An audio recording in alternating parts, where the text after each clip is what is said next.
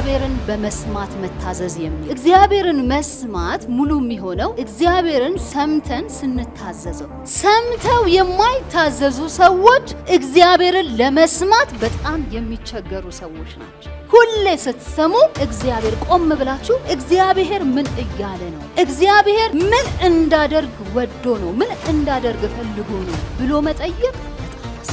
ፈጣነን፣ በዛ ጊዜ ለጀጅመንት ፈጣነን፣ ለውሳኔ ፈጣነን፣ ለፍራስትሬሽን ፈጣነን፣ ተስፋ ለመቁረጥ በጣም ፈጣነን። ምክንያቱም ያማል፣ ያሲዝን የመከራ የጭንቅ ጊዜ ያማል።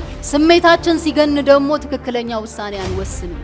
ነገር ግን ጻድቅ በምቹ ጊዜ ይጸልያል። በምቹ ጊዜ ሪሌሽንሺፕ ቢልድ አድርጓል። በምቹ ጊዜ የአምላኩን ድምጽ ለይቶታል። ኢየሱስ አለ በጎቼ ድምጼን ይሰማሉ፣ እኔም አለ አውቃቸዋለሁ፣ እነርሱም ይከተሉኛል። እግዚአብሔርን የምንሰማው ለመከራችን ለጭንቃችን ብቻ ሳይሆን እግዚአብሔርን እንዲሁ በደህናው ጊዜ መስማት መለማመድ የህይወታችን ዘይቤ ይሆናል።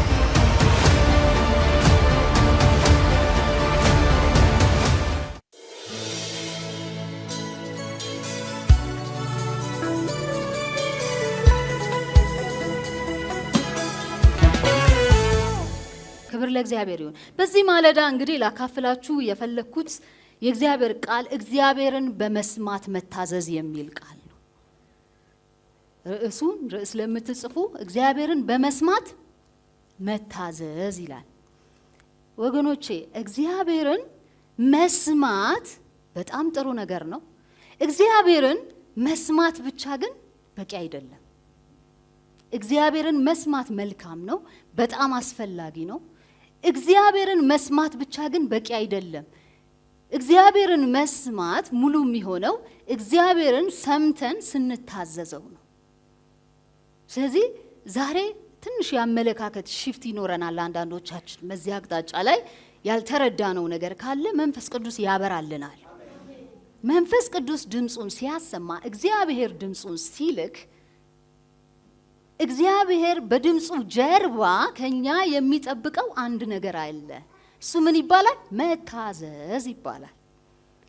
በጣም የሚገርማችሁ ነገር በመታዘዝ ውስጥ ደግሞ ብዙ እግዚአብሔርን መስማት ይገኛል። ሰዎች እግዚአብሔርን መታዘዝ ሲጀምሩ እግዚአብሔርን የመስማት ካፓሲቲያቸው እየጨመረ ነው የሚሄደው። በመታዘዝ ውስጥ የመስማትን አቅም ማሳደግ ይቻላል። ሰምተው የማይታዘዙ ሰዎች እግዚአብሔርን ለመስማት በጣም የሚቸገሩ ሰዎች ናቸው። በጣም የሚገርማችሁ ነገር እግዚአብሔር አንድ ቃሉን ካላከ በኋላ፣ ድምጹን ካወጣ በኋላ፣ ከተናገረ በኋላ ካልታዘዝን እግዚአብሔር ለሚቀጥለው ያንተ ፕሬየር ሪኩዌስት ወይም የጸሎት ጥያቄ መልስ የለውም። ልድገመው። አንዴ ሰምተን ካልታዘዝን እግዚአብሔር ሁሉ ጊዜ መጨረሻ ላይ ላንተ የተናገረውን ሐሳብ ይይዝና ይጠብቀሃል አንተ ለሌላ ጸሎት ስትዘጋጅ። መጀመሪያ እግዚአብሔር ላስተላለፈው ድምጽ መልስ ከሰጠህ በኋላ ከዛ በኋላ የምትጠይቀው ጥያቄ በእግዚአብሔር ፊት ይሰማል። በሳኦል ሕይወት ላይ ይሄ ነው የሆነው። ሳኦል በጣም እግዚአብሔር የመረጠው ሰው ነበረ። ለንግስና ለእስራኤል ላይ እንዲነግስ ተመርጦ ነበር። በተደጋጋሚ ግን ከችኩልነቱ የተነሳ ሳኦል ይስት ነበረ። የእግዚአብሔርን ድምጽ መተላለፍ ከጀመረ በኋላ ግን የእግዚአብሔር ድምጽ ተዘጋ በሱ ላይ። ስለዚህ ሲጠይቅ መልስ አያገኝም ነበር። መስማት ስላልቻለ ወይም እግዚአብሔር በነቢያቱም አፍ በቃሉም ሊናገረው ስላልቻለ ሳኦል ወደ መናፍስት ጠሪ ሁሉ ሄዷል። አይገርምም? ለምን? አንዴ እግዚአብሔር የተናገረውን ቃል መፈጸም ስላልቻለ አሁንም እንደ ድሮ እግዚአብሔር መንፈስ ከእርሱ ጋር ያለ ስለመሰለውና አሁንም ቢጠይቅ መልስ እንደሚያገኝ ብሎ ስላሰበ ሲጠይቅ መልስ ሲያጣ ፍራስትሬት አደረገና መናፍስት ጠሪ ጋር ሄደ። ሳኦል በአንድ ዘመን ጠንቋዮችና መናፍስት ጠሪዎችን በሙሉ ጠርጎ ከእስራኤል ምድር ላይ ያባረረ ሰው ነበር፣ ንጉስ ነበር። ነገር ግን በተስፋ መቁረጥ ሲሞላ እሱ ራሱ ወደ ተጸየፈው የመናፍስት ሰፈር እግሮቹ አመሩ። እግዚአብሔር ከዛ ይጠብቀን። አለመታዘዝ የእግዚአብሔርን በእኛ ህይወት ላይ እግዚአብሔር የሚያደርገውን እንቅስቃሴ ይገድባል። መታዘዝ ግን በተቃራኒው የእግዚአብሔርን መልስ ያፈጥነዋል። ለዛ ነው ወገኖቼ እግዚአብሔርን መስማትና እግዚአብሔርን መታዘዝን ለይተን ልናያቸው አይገባም። ሁሌ ስትሰሙ እግዚአብሔር ቆም ብላችሁ እግዚአብሔር ምን እያለ ነው? እግዚአብሔር ምን እንዳደርግ ወዶ ነው? ምን እንዳደርግ ፈልጎ ነው ብሎ መጠየቅ በጣም አስፈላጊ ነው። ለምን? እግዚአብሔር ቃሉን ዝም ብሎ አይልክም። ምናልባት ቃሉ የመጣው አንተ መልእክት ይዘህ እንድትወጣ ሊሆን ይችላል፣ ለሌሎች መልእክት እንድታስተላልፍ ሊሆን ይችላል፣ ለቤተ ክርስቲያን መልእክት ሰጥቶ ሊሆን ይችላል፣ ለወንድም ለእህት መልእክት ሰጥቶ ሊሆን ይችላል፣ ወይም በህይወት ላይ ያለን ኃጢአት እግዚአብሔር ተመልክቶ እንድትመለስ መልእክት ሰጥቶ ሊሆን ይችላል። እግዚአብሔር ወይም በስራ አቅጣጫ ወይም በጤና አቅጣጫ ስፔሲፊክ የሆነ መንገድ እግዚአብሔር ስፔሲፊክ የሆነ ጋይዳንስ ወይም ለጥያቄ ወይ ለንቆቅልሽ መልስ ይዞ መጥቶ በዛ መልስ ውስጥ ደግሞ ያንተ ኃላፊነት እንዳለ ሊያሳውቅህ ሊሆን ይችላል ያ ድምጽ የመጣው። እግዚአብሔር ድምጽ ግን ሲመጣ እንዲሁ ዝም ብሎ አይመጣም። እግዚአብሔር ድምጽ ሲመጣ እኛ የሆነ ነገር ልንድናደርግ እግዚአብሔር ፈልጓል ማለት ነው። ለዛ ድምጽ መታዘዝ ምስጋና ሊሆን ይችላል፣ ባይዘው አመስግን ሊልህ ይችላል። እግዚአብሔር የምስጋና ጊዜ ነው፣ የማጉረምረም ጊዜ አይደለም። በጣም የሚገርማችሁ ነገር በጣም በከባድ ቻሌንጅ ውስጥ ጭንቅ ውስጥ ሆናችሁ እግዚአብሔር አመስግን የሚል ድምጽ ሊያመጣ ይችላል። የድል ዘመንህ ነው፣ አመስግን። እንደ እግዚአብሔር ምን የሚያስመሰግን ነገር አለ? ምን እልል የሚያስብል ነገር አለ ልትል ትችላለህ በሰው አይምሮ። እግዚአብሔር ግን እልል በል ሲል ምክንያት አለ። በምስጋና ውስጥ ድል አለ ይላል እግዚአብሔር።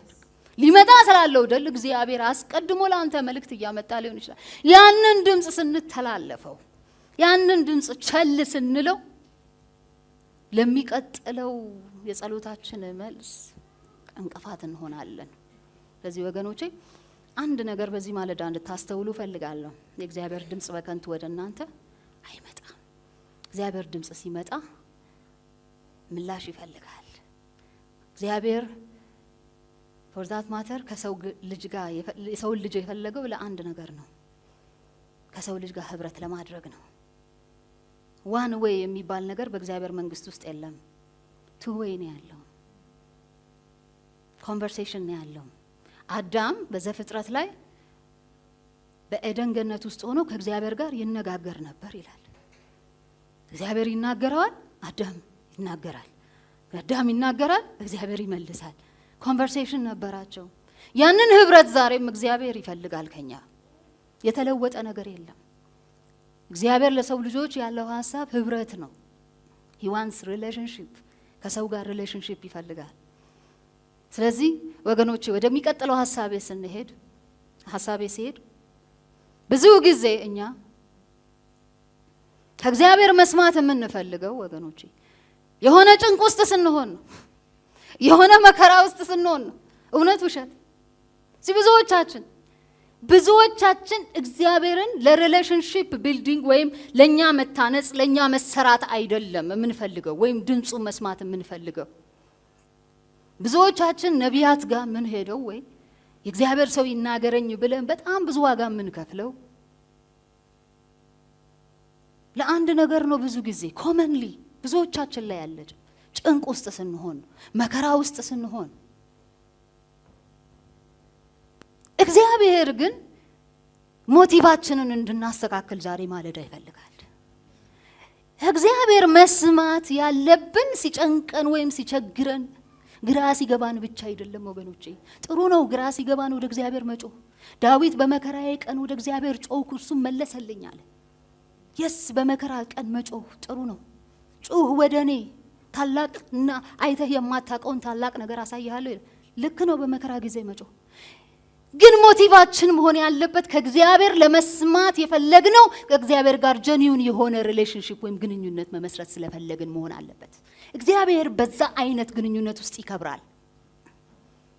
ለመሰላችሁ ወገኖቼ ከእግዚአብሔር ጋር ኖርማል ታይም ላይ ጥሩ ግንኙነትን የመሰረተ አንድ አማኝ በመከራ ጊዜ አይሸበርም።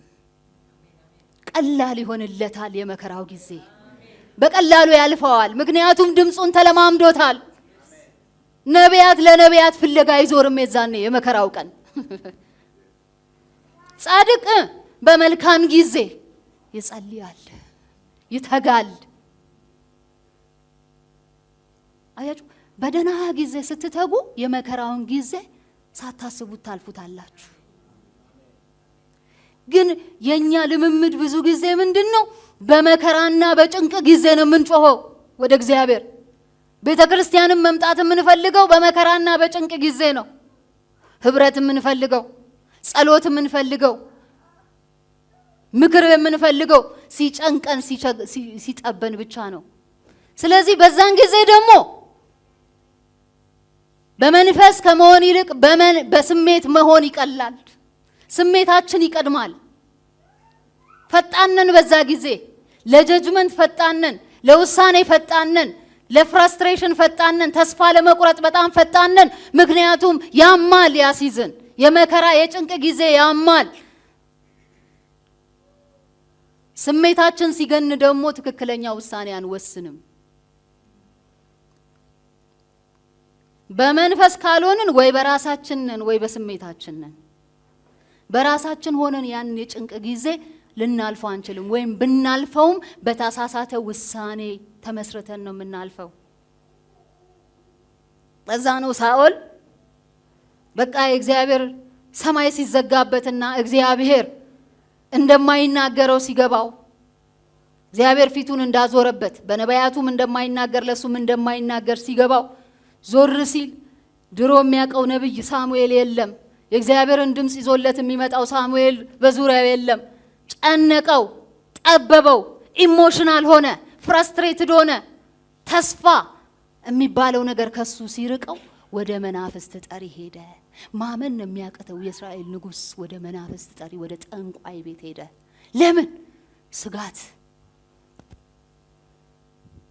ኢሞሽንህ እንደዛ ነው የሚያደርግህ። ልታደርገው ቀርቶ ልታስበው የሚዘገንንህን ነገር ታደርገዋለህ ሲጨንቅህ።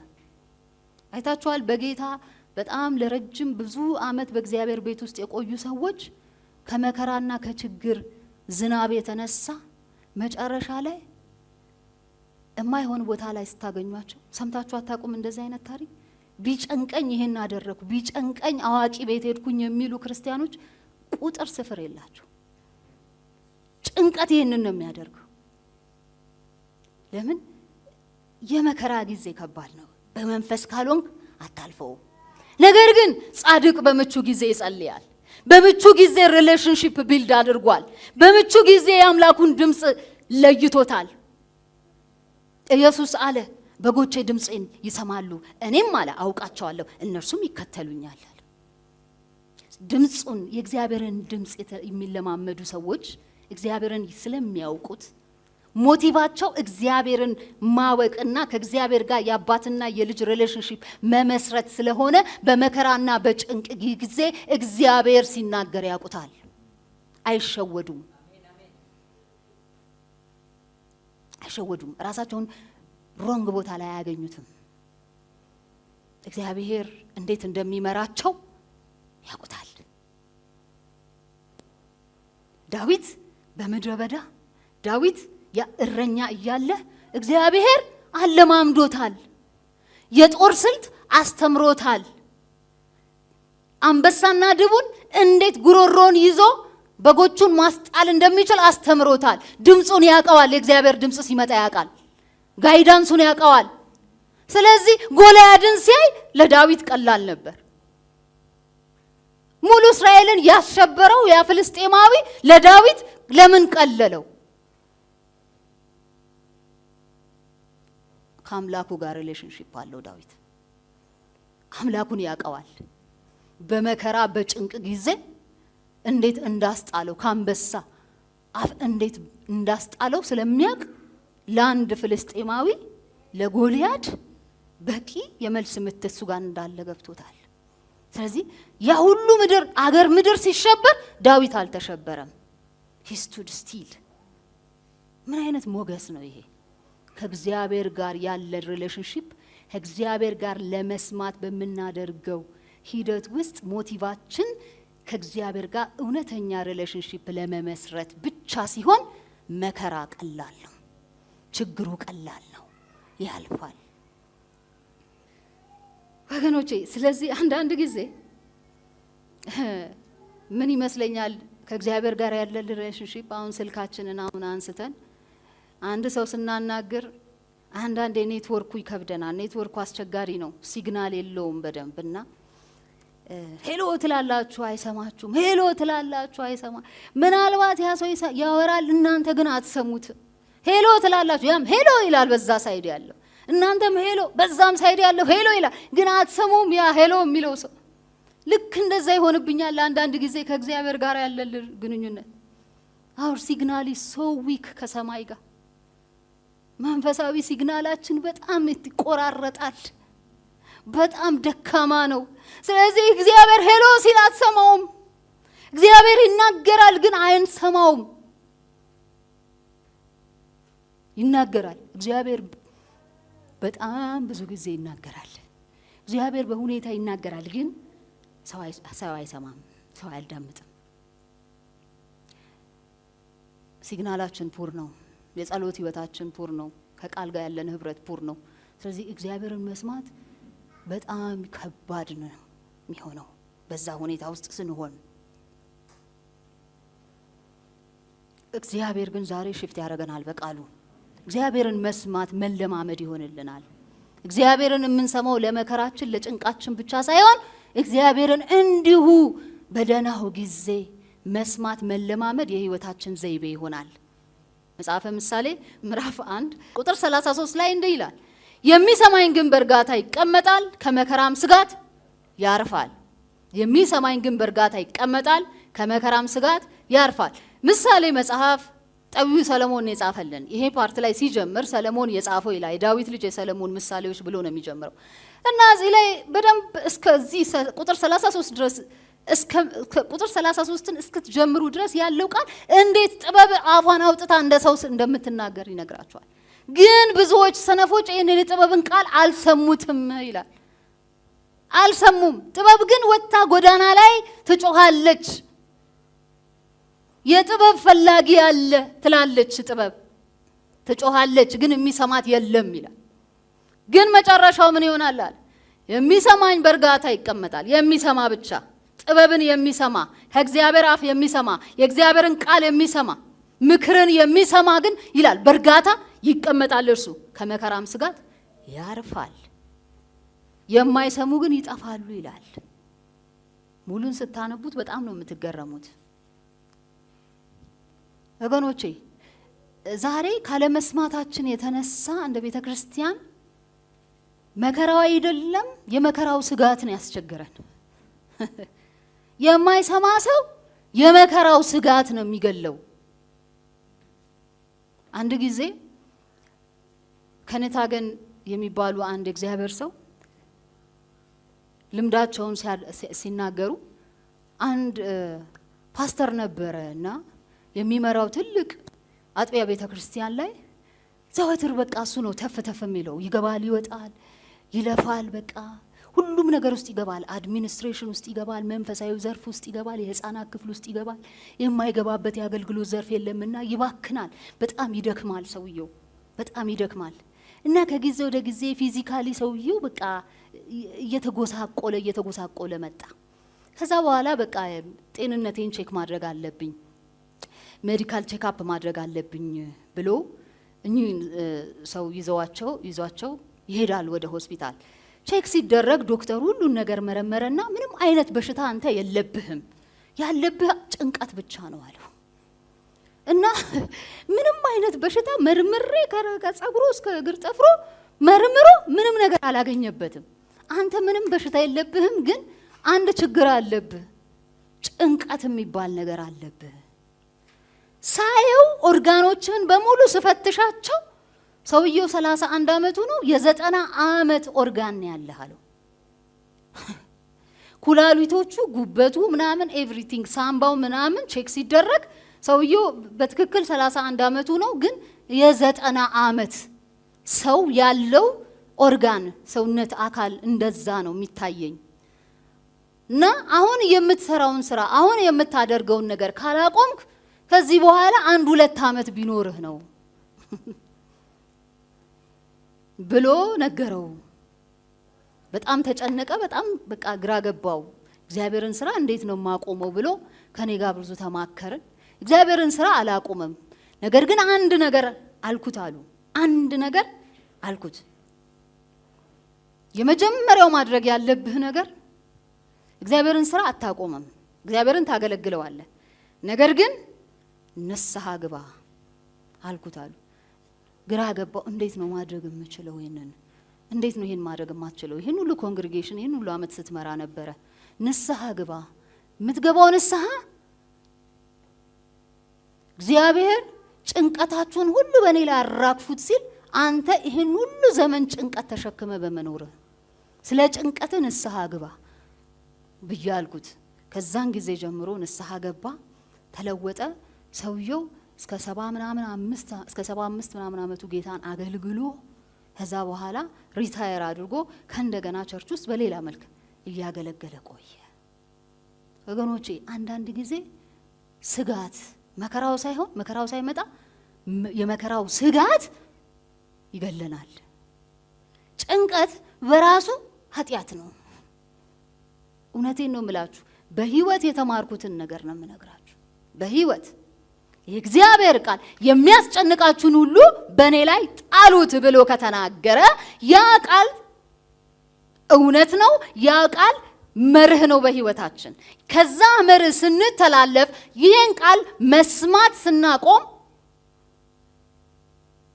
ያንን ጭንቀት ራሳችን ላይ መጨመር ራሳችን መሸከም እንጀምራለን።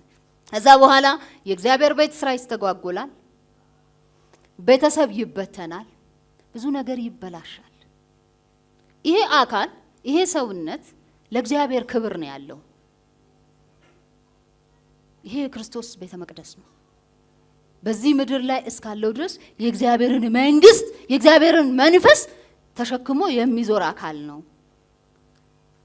ይሄን እምላችሁ ምንድነው? አሁን ዛሬ በልዩ ጭንቀት ውስጥ ያላችሁ እንዳላችሁ ይገባኛል። እዚህ ቦታ ላይ በትንሹም በትልቁም በህይወት አጋጣሚ እንጨነቃለን። የእግዚአብሔር ቃል ግን ዛሬ አትጨነቁ ይላል። አይ ይሄን ድምጽ አልሰማም ብለ ከቀጠልክ የሚቀጥለው የመከራ ምዕራፍ ያገኝሃል። የዛን ጊዜ ወደ ጌታ ብትጮህ ጌታ መጀመሪያ የሰጠውን ኢንስትራክሽን ስላልተቀበልክ መልስ የለኝም ነው የሚልህ። ስጀምር ምን ብያለሁ? ብዙ ሰዎች የቀደመ ኃጢአታቸውን በንስሐ ሳይመለሱበት ሌላ ጥያቄ ይዘው ወደ እግዚአብሔር መሰዊያ ይመጣሉ። እግዚአብሔር ግን የቀድሞ የተናገራቸው ነገር ምን እንደሆነ ነው የሚያስታውሳቸው። እሱን ፈጽመ ነው ከዛ ወደሚቀጥለው ሪኩዌስት የምትሄደው ነው የሚልህ። ስለዚህ ዛሬ በጭንቀት ውስጥ ያላችሁ በመከራ ሳይሆን በመከራ ገና ስጋት ውስጥ ያላችሁ ሰዎች መከራ ገና ያገኘኛል እያላችሁ የምትጨነቁ ሰዎች ካላችሁ ለራሳችሁ ስትሉ መቼም ለጌታ ስትሉ አይደለም ለራሳችን ስንል ጭንቀት እናቆም። ጭንቀት is the number 1 ኪለር በምድር ላይ። ለምን ይሄንን ከዚህ ቶፒክ ጋር ያይዤ እንደምናገር አላቅም፣ ግን ብዙ ሰዎች እግዚአብሔርን ካለ መስማት ምክንያቱም ጭንቀትን እንደ ኃጢአት ስለማናየው ጭንቀት ኃጢአት ነው ብለን ስለማናስብ ለምን መሰላችሁ? ጭንቀት ግን ኃጢአት የሚሆነው ጭንቀት ተያይዞ ከጭንቀት ጋር ተያይዘው የሚመጡ ሌሎች ችግሮች አሉ። እነዛ ሌሎች ችግሮች እግዚአብሔርን ከመስማት ዘወር ያደርጉንና በራሳችንና በስጋችን በራሳችን አይምሮ እንድንመራ በራሳችን እንድንወስን ያደርጉናል። መከራና ጭንቀት ሲበዛ እግዚአብሔር ካለልን ሐሳብ እንወጣለን። በጭንቀት ውስጥ በመከራ በስጋት ውስጥ ያለ ሰው ስለ እግዚአብሔር መንግስት ማሰብ ቀርቶ ስለ ራሱ ማሰብ አይችልም። የእግዚአብሔርን ሐሳብ እንተላለፋለን፣ ዴስቲኒያችንን ሚስ እናደርጋለን። የእግዚአብሔርን ሐሳብ አለመፈጸም ደግሞ ኃጢአት ነው። እንደ እግዚአብሔር ሐሳብና እንደ እግዚአብሔር ፍቃድ አለመመላለስ በራሱ ኃጢአት ነው። ስለዚህ አንድ ኃጢአት ሌላ ኃጢአት እየወለደ ይሄዳል። ስለዚህ ለራሳችን ስንል እግዚአብሔርን መስማት የህይወታችን ልምምድ እንዲሆን ያስፈልጋል። ክብር ለእግዚአብሔር ይሁን። ጻድቅ ግን እንዳንበሳ ያለ ፍርሃት ይኖራል። እንዳንበሳ ያለ ፍርሃት ይኖራል። ብዙ የሚያስጨንቅ ነገር አለ። አዎ፣ አለ ችግር መኖር ማለት አይደለም የክርስትና ህይወት። ችግሩ ያለ ግን በሁኔታ ውስጥ ሳንዋጥ በእግዚአብሔር መንፈስ ተመርቶ የእግዚአብሔርን ፍቃድ ፈጽሞ ማለፍ እግዚአብሔር ከኛ ይፈልጋል። ያ እንዲሆን እግዚአብሔርን መስማትና መታዘዝ ያስፈልጋል። እግዚአብሔር አትጨነቅ ካለ አትጨነቅ፣ አትስጋ። አሁን ብዙ የሚያሰጋ ነገር አለ አይደል? አራውንድ ዘ ወርልድ ግሎባሊ የሆነ ያለ የኢራን ዋር፣ ፊውል ክራይሲስ፣ ማአት ነገር አለ። እንዴት ነው ነገ የሆነው? ቢዝነሴ እንዴት ነው የሚሆነው? ልጆቼ እንዴት ነው የሚሆነው? ብዙ ጥያቄ ይዘው የሚመጡ ብዙ ነገሮች አሉ። ለጻድቁ ግን መልካም ይሆንልሃል በሉት። that is the promise we have in the kingdom of God። ለጻድቁ መልካም ይሆንልሃል። በማዕበል ውስጥ በወጀብ ውስጥ ለጻድቁ ግን መልካም ይሆንልሃል። የምንሰማው ይሄን ድምጽ ነው።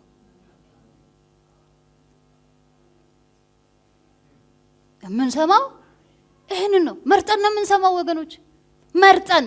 እኔ መርጬ ነው የምሰማው። መርጬ በጣም ብዙ የማልሰማቸው ነገሮች ከዚህ በፊት ተናግሬያለሁ በዚህ መድረክ ላይ። በጣም ብዙ የማልሰማቸው ነገሮች አሉ፣ የሚታዩ የሚመጡ፣ በሶሻል ሚዲያ የሚመጡ፣ በተለይ በጓደኛ የሚመጡ፣ በተለያየ መንገድ የኔን አቴንሽን የሚፈልጉ ብዙ ነገሮች ይመጣሉ። መርጬ ነው የምሰማቸው።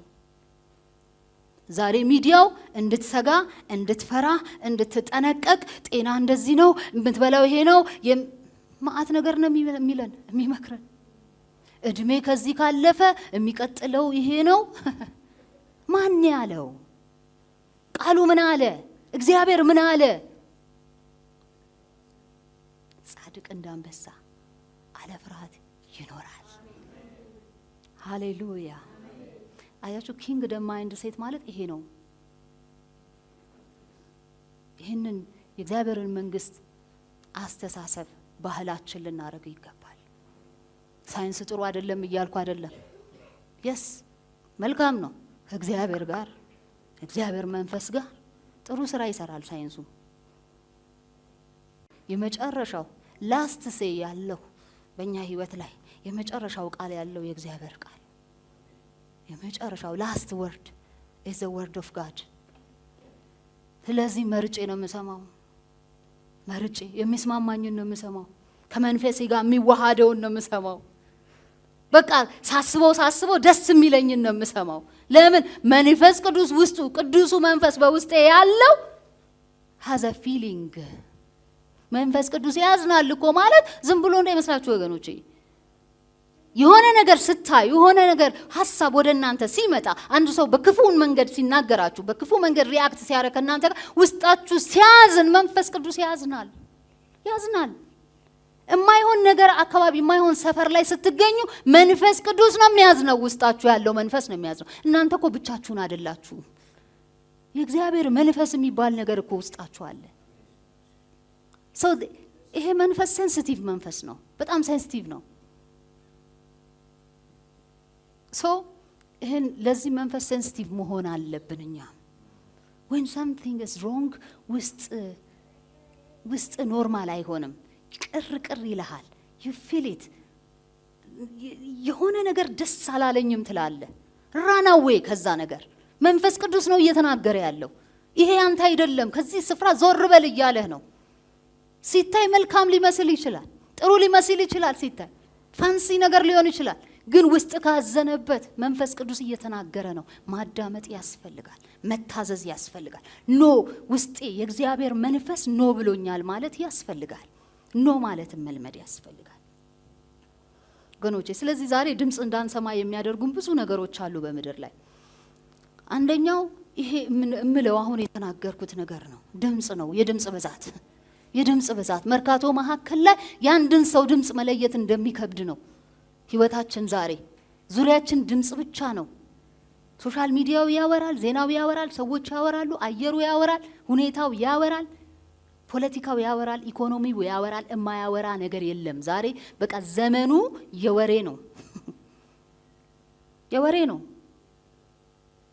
የማያወራ ነገር የለም። ድምጽ ስለበዛ እግዚአብሔርን መስማት ተስኖናል ብዙዎቻችን።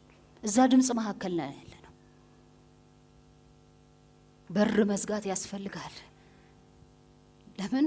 የሰው ልጅ በውስጡ ፍቃድ የሚባል ነገር ተሰጥቶታል። ኖ ማለት ይቻላል። ኖ ይሄ ድምጽ አልተመቸኝም፣ ይሄ ድምጽ አልተመቸኝም ብሎ መርጦ መስማት ይቻላል።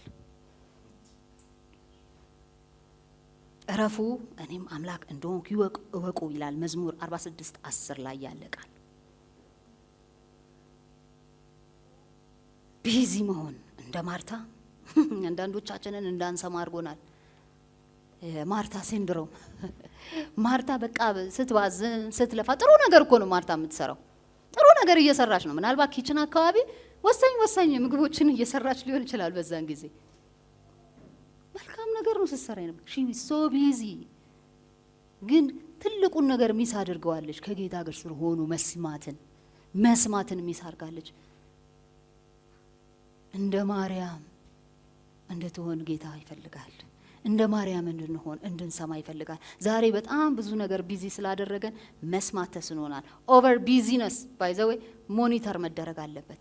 ህይወታችን ኤክስትሪምሊ ቢዚ ከሆነ እውነቴን ነው we have to stop and think about it። እግዚአብሔርን እንዳንሰማ ከሚያደርጉን ነገሮች ውስጥ የህይወት ቢዚነት በቃ ሲዝን አለው። አንዳንድ ነገሮች ሲዝን አላቸው። እኔ አሁን ራሴን ሞኒተር አደርጋለሁ፣ አየዋለሁ፣ በደንብ አየዋለሁ። ኦቨር አምቢሽስ ስሆን አውቀዋለሁ። ይህንንም ልስራ፣ ያንንም ላድርግ፣ እዚህ ጋም ልግባ ስል አውቀዋለሁ። የሆነች ነገር ትመጣና ጠቅ ታደርገኛለች። የዛኔ ቁጭ እላለሁ አርፌ። ካልሰማው ይመጣል መልሱ፣ ወዲያው ይመጣል። ማረፍ ያለብኝ ሲዝን አለ። እንደ ሰው ነኛ፣ እደክማለሁ። ይሄ ስጋ ይሄ ድንኳን ይደክማል፣ አይቀርም። ብረት አይደለም፣ ብረትም እንኳን ይዝጋል። ወገኖቼ በጊዜ ሂደት የማይፈራርስ ነገር የለም በምድር ላይ። ሌት አሎን ይሄ ውስጣችን ያለው መንፈስ ያለው መንፈስ በጣም ስቲልነስ ነው የሚፈልገው፣ ጸጥታ ነው የሚፈልገው። እስቲ ስንቶቻችንን አሁን እዚህ ህይወት በቀን ኳይት ታይም ያለን? ኳይት ታይም በቃ የዝምታ ጊዜ፣ የጸጥታ ወይም የጥሞና ጊዜ የሚባለው ነገር እንደው ለ30 ደቂቃ የጥሞና ጊዜ ያለን ሰዎች አለን እዚህ? አይዳውት እውነት አይዳውት። ግን መንፈስ ቅዱስ በጸጥታ ውስጥ ነው የሚናገረው ብዙ ጊዜ። ኤልያስ እኮ በእሳት ውስጥ አልተገለጠለትም፣ በነጎድጓድ ውስጥ አልተገለጠለትም፣ በምንም ውስጥ አልነበረም የእግዚአብሔር መንፈስ ይላል። ከዛ በኋላ ግን በጸጥታ ውስጥ ዳት ዊስፐር መጣ ይላል። እግዚአብሔር ድምጽ መጣ። ብዙ ጩኸትና ሁካታ ባለበት ውስጥ የእግዚአብሔር ድምጽ አይሰማም ብዙ ጊዜ። በጸጥታ ውስጥ ግን መንፈስ ቅዱስ ይናገራል፣ ለልብህ ይናገራል። ካንተ በላይ ነብይ ከሚያወራልህ በላይ ለልብህ ይናገራል። ነብይ እኮ ከእውቀት ከፍሎ ነው ላንተ የሚነግርህ። ብዙ ነገር ላይ ይረዳ ይችላል። ያውም ሲተረጉመው ሊሳሳት ይችላል። በነቢያት አትመኑ እያልኩ አይደለም፣ በነቢያት እመኑ ይላል እግዚአብሔር ቃል። ግን ወገን ካንተ በላይ ላንተ የሚያውቅልህ ማንም የለም፣ መንፈስ ቅዱስ ውስጥ አለ እያልኩ ነው። ሁሉን የሚያውቀው እውቀት ያለው መንፈስ ቅዱስ ውስጥ አለ። ከአባቴ ወስዶ ሁሉን ለናንተ ይነግራችኋል ያለ፣ ከአባቴ ወስዶ የእግዚአብሔርን ሐሳብ ቀርቶ ላንተ የሚነግር መንፈስ በራስ ውስጥ አለ። ከፍያ የሌለው ግን ስቲልነስ፣ ጸጥታ። የህይወት ቢዚነት አንዳንድ ጊዜ ይህን ጸጥታ ይከለክለናል፣ የእግዚአብሔርን ድምጽ እንዳንሰማ ያደርገናል። ስለዚህ ቢኮሸስ በቃ ቢኮሸስ አይሆንም ማለት አለ። በህይወቴ ውስጥ በጣም ብዙ ጊዜያትን አልፍ ያለው ቢዚ በመሆን እና ያለፍኩባቸውን ጊዜያቶች አስባለሁ። የእግዚአብሔርን ድምጽ የሳትኩባቸው ጊዜያቶች ነበሩ። ለምንድን ነው የሳትኩት ብዬ ሳስብ አይ ዋስ ሶ ቢዚ በተለያየ ነገር። ለዚህ ደግሞ በጣም ነምበር 1 ሰይጣን ነምበር 1 ነው። አሳይመንት ፕሮግራም ምናምን ሲያወጣልክ አቅዶ ነው የሚሰጥክ። ሳምንቱን ይጀምራል እሁድ ከሰዓት በኋላ ነው ሳምንቱ የምትሰራውን ስራ የሚነግርክ። ሌላው ቅድም ስለተናገርኩት አልደግመውም። ይሄንኝ ፍርሃት፣ ጥርጣሬ ምናምን የሚባሉት ነገሮች በሙሉ ዲሞኒክ የሆኑ ስፒሪት ናቸው። ፍርሃትና ጥርጣሬ የእግዚአብሔርን ድምጽ እንዳንሰማ የሚከለክሉን ነገሮች ናቸው። በጣም ልንጠነቀቃቸው ይገባል። በፍርሃት ውስጥ ያለ ሰው የሰይጣንን ድምጽ የራሱን ድምጽ የሰውን ድምጽ ሊሰማ ይችላል የእግዚአብሔርን ድምጽ ግን አይሰማም ምክንያቱም ፍርሃት ባለበት የእግዚአብሔር መንፈስ የለም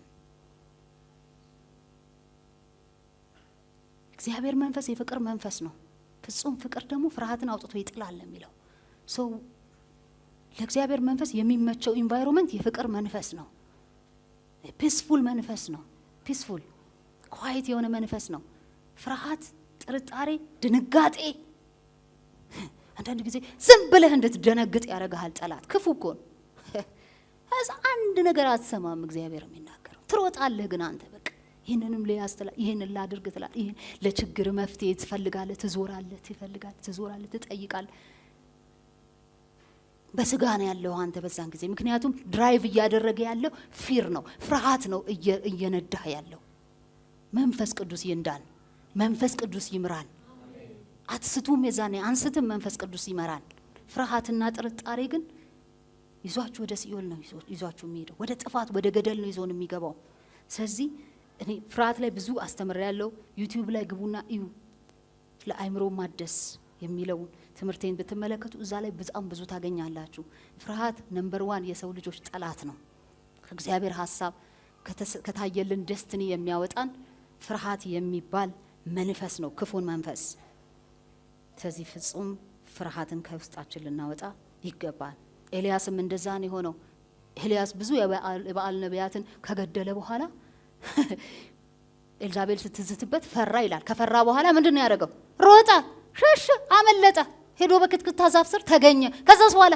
ግደለኝ አለ ይሄ ሁሉ ምን አመጣው ፍርሃት ብዙ የእግዚአብሔርን ድምጽ የሚሰማ ሰው ነው ኤልያስ ግን በፍርሃት ውስጥ ሲሆን የሰይጣንን ድምጽ ሰማ ምንም ይል ግደለኝ ብትሞት ይሻላል የሚለውን ድምጽ የሰይጣንን ድምጽ ሰማ ብትሞት ይሻላል ምንም በቃ ምንም አልቀረልህም ከዚህ በኋላ መሞት ነው ያንተ እድል ፈንታ አለው ሰይጣን ስጋው በፍርሃት ውስጥ ሲሆን እግዚአብሔርን መስማት ሳይሆን ሰይጣንን መስማት ቀለለው ልክ እንደዛ ነው ምን ሆኖ በፍርሃት ውስጥ ስንሆን ስለዚህ ኢሚዲየትሊ ፍርሃት ወደኛ ሲመጣ ፍርሃት ውስጣችንን በቃ መንፈሳችንን ሊረብሽ ሲሞክር ስጋችንን ሊቆጣጣር ሲሞክር በጌታ በኢየሱስ ስም እኔ የፍቅር መንፈስ እንጂ የፍርሃት መንፈስ አልተሰጠኝም ማለት መቻል አለብን የፍርሃት መንፈስ አልተሰጣችሁም ነው የሚለው የእግዚአብሔር ቃል የፍቅር የኃይልና የራስን የመግዛት መንፈስ ግን ተሰጥቶናል ስለዚህ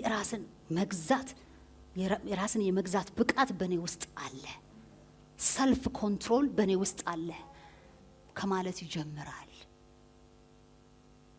በእግዚአብሔር ቃል ራስን ከማደስ ይጀምራል እዚህ ሌላው ወገኖቼ እንዴት ነው እግዚአብሔርን የምንሰማው እግዚአብሔርን የምንሰማው መጀመሪያ እግዚአብሔር እንደሚናገረን በማመን ነው እግዚአብሔር አይናገርም ብለው እኮ የሚያምኑ ሰዎች አሉ እልፍ ቁጥር ያላቸው እግዚአብሔር በዚህ ዘመን አይናገርም ድሮ በነቢያቱ ዘመን ከዛ በሐዋርያት ዘመን ተናግሯል አዎ በዚህ ዘመን ግን አይናገርም ብለው የሚያምኑ ይሄንን አስተምሮም የሚከተሉ ክርስቲያን የተባሉ አሉ በመድር ላይ ዛሬም ሪሊጅን ሆኖብን ከመጣንበት ማህበረሰብ ወይም እምነት ሳንላቀቅ ቀርተን ዛሬም እግዚአብሔር በተወሰኑ ሰዎች ከተናገረም በተወሰኑ ሰዎች እንጂ በኔ አይናገርም በመረጣቸው ሰዎች በቀባቸው ሰዎች እንጂ በኔ አልፎ አይናገርም የምንል እግዚአብሔር አያወራኝም የምንል ሰዎች ካለን እሱን አስተሳሰባችንን ዛሬ ከመቀየር እንጀምራለን እግዚአብሔር ዛሬም ይናገራል በመንፈስ በኩል ይናገራል በመንፈስ ቅዱስ አማካኝነት ይናገራል ባንተ ውስጥ ሆኖ ዊስፐር ያደርጋል ዛሬም ይናገራል በህልም ይናገራል በራእይ ይናገራል በሰዎች ይናገራል በሁኔታዎች ይናገራል እግዚአብሔር ይናገራል ተናገረኝ በሉ እግዚአብሔር ይናገራል የጥሞናን ጊዜ መውሰድ ቀደም ተናግሬዋለሁ በጣም ቢዚ የሆንን ሰዎች ህይወታችን ሄክቲክ የሆነ ሰዎች ከዛሬ ጀምሮ ቆም ብለን ማሰብ ይኖርብናል መንፈስ ቅዱስ ስቲል የሆነ መንፈስ ቅዱስ ኳይት የሆነ ኢንቫይሮንመንት ይፈልጋል ስለዚህ ያንን የጥሞና ጊዜ ለራሳችን እንመድብለት ለዚህ ቢ 30 ደቂቃ ሊሆን ይችላል you could be sitting in your car maybe ቤት ሶፋ ላይ ቁጭ ብለህ ሊሆን ይችላል መንገድ ላይ እየሄድክ ሊሆን ይችላል ጸጥ ማለትን እንለማመድ ጸጥታን እንለማመድ it works ዛሬ እኮ ሳይንሱ ዮጋ ምናምን ብሎ እኮ ሜዲቴሽንን እያሰራ እኮ ብዙ ሂሊንግን እያመጣ እኮ ነው በስጋ እኮ ዮጋ የተመሰከረለት ሂሊንግ እያመጣ ነው። የስጋ ፈውስ እያመጣላቸው ነው። እግዚአብሔርን የማያውቁ ሰዎች ማለት ነው። በዛ ፋር ኢስት ምናምን ያሉ ሰዎች ዮጋን ፕራክቲስ እያደረጉ እንዴት ኢሞሽናልና ፊዚካል ሄልዝን መጠበቅ እንደሚቻል እያስተማሩ ኢፌክቲቭ ነን እያሉ እያወሩ ነው። እኛ ውስጥ ያለው የእግዚአብሔር መንፈስ ምን ያህል ይሰራል? ሰማይና ምድርን የሰራ የእግዚአብሔር መንፈስ የትንሳኤ ጉልበት ያለው መንፈስ ለሞተ ነገር ህይወት የሚሰጥ የእግዚአብሔር መንፈስ በውስጣችን አለ። ለሚሞተው ነገራችን እንዴት ህይወትን አይሰጥም? እንዴት አይሰጥም? ክርስቶስን ከሙታን ያስነሳ ያ መንፈስ እኮ ነው ውስጥ ያለው፣ እኔ ውስጥ ያለው። ስለዚህ ግን እኛ ሄክቲክ ስለሆነ ህይወታችንና ያችን 30 ደቂቃ እንኳን በህይወታችን ላይ መመደብ ስላልቻልን በቀን የእግዚአብሔርን ድምጽ አንሰማም። ስለዚህ ያ ዛሬ መስተካከል አለበት። ክብር ለእግዚአብሔር ይሁን። ከቃሉ ጋር ህብረት ማድረግና አይምሮን ማደስ በጣም ወሳኝ ነገር ነው። ለምን መሰላችሁ? አይምሮ ሲታደስ ይሄ ቅድም ያልኳችሁ ነገሮች ፍርሃት፣ ጥርጣሬ፣ ድንጋጤ፣ ይሄ ሰይጣን ይዟቸው የሚመጣቸው ነገሮች ወይም በህይወት ልምምድ ውስጥ ከቤተሰቦቻችን ከአስተዳደጋችን ይዘናቸው የመጣናቸው ነገሮች እዚህ ሰብኮንሺየስ ማይንዳችን ውስጥ የተቀመጡ ነገሮችን የማፍረስ አቅም አለው። አይምሮ ሲታደስ ምሽግ ይፈርሳል። ለዘመናት የተመሸገ ምሽግ፣ የፍርሃት ምሽግ፣ የጥርጣሬ ምሽግ፣ የድንጋጤ ምሽግ፣ ያለማመን ምሽግ፣ ይህን ሁሉ የሚያፈርስ የእግዚአብሔር ቃል አለ። በዛ ቃል አይምሮአችን መታደስ አለበት። ገና ብዙ የሚታደስ ነገር አለ። ባይዘው እኔ አይምሮዬ እለት እለት መታደስ አለበት ብዬ አምናለሁ። ብዙ ያልጣልኳቸው ነገሮች ተሸክሜ የመጣሁት ከቤተሰቦቼ ይዤ የመጣሁት ልምድ የሆነብኝ ነገር ከልጅነቴ እንደ ልምምድ ይዤ የመጣሁት ነገር እስከ አዋቂነቴ ድረስ እየተከተለኝ ያለ ነገር አለ። መጣል የምፈልገው እስካሁን I fight it every day። የፍርሃትን መንፈስ I fight፣ አለማመንን I fight every day። በእግዚአብሔር ቃል ይፈርሳል። ምሽግ ይፈርሳል። የእግዚአብሔር ቃል ምሽግን ለማፍረስ ብርቱ ነው የሚለው። ይሄ የተሰራው ምሽግ ሌላ ቦታ አይደለም እንዳይመስላችሁ፣ አይምራችን ውስጥ ነው የተሰራው። አይምራችን ውስጥ ከባድ ጦርነት አለ ወገኖቼ፣ መፍረስ ያለበት። እግዚአብሔርን እንድንሰማ እሱ ምሽግ መፍረስ አለበት። ሌላ ጊዜ በዲቴይል ይገባል። ሌላው በጣም ወሳኝ ነገር ወገኖቼ ንስሐ መግባት በጣም ያስፈልጋል። በጭንቀት ውስጥ ያለን ሰዎች ዛሬ ከጭንቀታችን የተነሳ እግዚአብሔርን ማንሰማ፣ ጥርጣሬ ሁሌ እግዚአብሔር ይፈውሰኝ ይሆን እያልን የምንጠራጠር፣ እግዚአብሔር እንዲያረግኝ ይሆን እያልን የምንጠራጠር፣ ዛሬ እዚህ አምነን ሄደን ወጠን ስንወጣ ጠላት እየወሰደብን ከኛ ላይ ህይወታችን በጥርጣሬና በጭንቀት የተሞላ ሰዎች ካለን ይቅር ባለ ማለት በሰዎች ላይ ቂም በመያዝ በተለያየ መንገድ እግዚአብሔርን መስማት የተሳነን ሰዎች ዛሬ ሁላችን ንስሐ እንገባለን። ይመልሰናል ጌታ፣ እንመለሳለን። ከዛው ላይ እግዚአብሔርን ድምጽ መስማት እንጀምራለን። ምክንያቱም ነምበር 1 እግዚአብሔርን ድምጽ እንዳንሰማ የሚያደርገን ያለፈ ኃጢአት ነው። ያለፈ ኃጢአት የማይመስል አንዳንዴ ኃጢአት፣ ዛሬ ጭንቀትን ነግሬያችኋለሁ። ጭንቀት ኃጢአት ነው። ስለዚህ ያ ካለ ከዚህ በኋላ በንስሐ እንመለሳለን ማለት ነው ወገኖቼ። በመጨረሻ እግዚአብሔር በጣም እንዲናገረን ፎርስ አናደርገው። እግዚአብሔር ይናገራል፣ አዎ ይናገራል ሁሉ ጊዜ። እግዚአብሔር ግን የሚናገርበት ጊዜ አለው፣ ታይም አለው። በቃ ጊዜ አለው እግዚአብሔር የሚናገርበት። ሁሌ ይናገር፣ ግን እግዚአብሔር ለስፔሲፊክ ሪኩዌስታችን ወይም ስፔሲፊክ ለጥያቄያችን ለጠየቅነው ጥያቄ መልስ የሚሰጥበት ሁኔታና ታይም ስላለ ያንን በጣም በቃ ገፍተን ጎትተን ለማምጣት በራሳችን ጥረት አይሰራም። እንደዛ አይሰራም። እግዚአብሔር በራሱ ጊዜ ይመልሳል። አንዳንድ ጥያቄዎች ሊዘገዩ ይችላሉ። እግዚአብሔር ዓላማ ስላለው ነው ያዘገያቸው እንጂ እግዚአብሔር ሳይሰማንም ቀርቶ አይደለም። ስለዚህ አጉል ፎርስ መጠቀም፣ አጉል በቃ አስገድዶ እግዚአብሔርን ለመስማት መሞከር አላስፈላጊ የሆነ ተስፋ መቁረጥ ውስጥ ይከተናል። እኛን ፍራስትሬሽን ውስጥ ይከተናል። አንዳንድ ሰዎች አሁን ካልሆነ ፈውሴ ኢንስታንት ካልሆነ በስተቀር እግዚአብሔር እውነት የለህም ብለው ይጀምራሉ። ዶንት ዱ ዛት። እግዚአብሔር ሉዓላዊ አምላክ ነው። የአንዳንድ ሰው ፈውስ ኢንስታንት ነው። የአንዳንድ ሰው ፈውስ ደግሞ ጊዜ ወስዶ ነው የሚፈወሰው። ያንዳንድ ሰው ፈውስ ቀስ ብሎ በሂደት እግዚአብሔር እየሰራ ነው።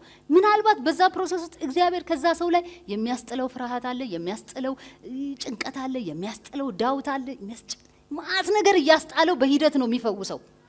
ለምን ሁለንተናዊ ፈውስ ነው እግዚአብሔር የሚፈልገው። እኛ ምናልባት ፊዚካል ፈውስ ፈልገን ነው። ነገር ግን ከፊዚካል ፈውሱ በስተጀርባ ሳይኮሎጂካል ፈውስ ያስፈልገዋል ያ ሰው። ያን ደግሞ እግዚአብሔር በቃሉ በሂደት ነው የሚሰራው። ያንን መረዳት ስለሌለም ብቻ ዛሬ ውኑ ያ ፈውስ ተገልጦ ስጋ ለብሶ ካላየው እውነት እግዚአብሔር የለም ማለት ነው ብለን እግዚአብሔር ላይ ወደ ማጉረምረም ውስጥ እንገባለን። ያ ትክክል አይደለም። we cannot force our healing። እግዚአብሔር እንደሚፈውስ በቃሉ ተናግሯል። finished በመገረፉ ቁስል እኔና እናንተ ተፈውሰናል። እግዚአብሔር እንዴት አድርጎ እንደሚፈውስ እንዴት እንደሚያድንህ ግን እሱ ያውቃል። ጊዜውን ያውቃል፣ ሁኔታውን ያውቃል። ስለዚህ በደስታ እግዚአብሔርን በመጠባበቅ ውስጥ እግዚአብሔርን በማምለክ ህይወት ውስጥ እንድንኖር እግዚአብሔር ይፈልጋል።